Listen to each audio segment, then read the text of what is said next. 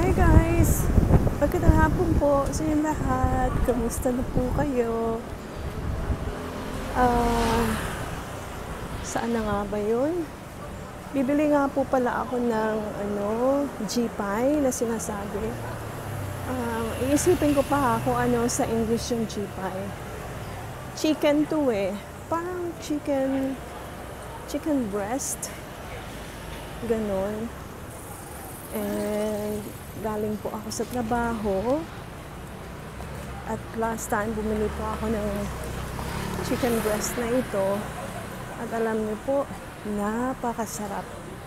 Kaya ngayon, bibili ko ako para sa akin at para sa anak ko. So, samahan niyo po ako at ipapakita ko po sa inyo ang bilihan. Ito siya. Ayan. Ito siya, guys. 老板有鸡排吗？有。我要买2个。椒盐的要不要加辣？小辣。好，椒盐小辣。对，谢谢。180元。好。Ito guys, ang presyo niya. Alam mo ba, I don't know what's going on sa akin. But, actually, 180 lang ang presyo. Aba naman ay binigyan ko siya ng 200. Tapos nangangalkal pa ako ng $80 sa aking bag. Tapos sabi niya, 180 lang miss. Sabi ko, ay, thank you. Alam niyo po, napaka-honest ng laupan dito or ng may-ari. Kaya, it's a blessed day. Pati yung bread ko, yung bread na binili ko kanina, kinuha ko lang po yung mga yung sukli. Tapos umalis na po ako. Kaya tinawag ako ng tindera. Sabi niya, miss, yung tinapay nyo. Ayan, niluluto na po yung yung chicken.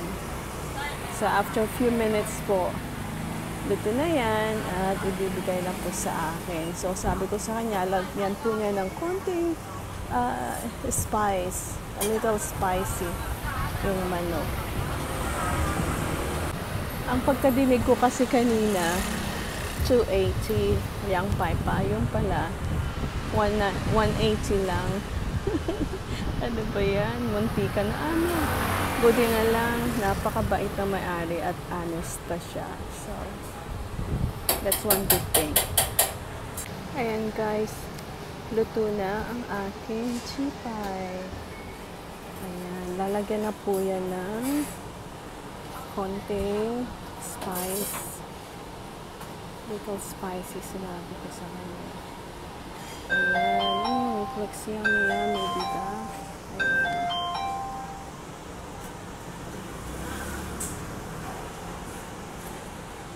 Ayan, ang sarap. Napakasarap nito, promise, guys. Kasi kung hindi ito masarap, hindi po ako babalik dito. Ayan.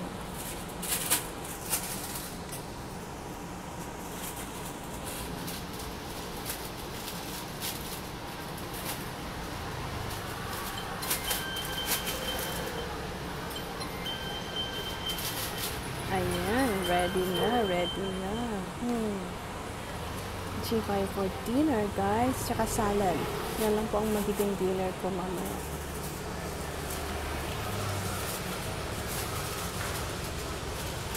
Shishie.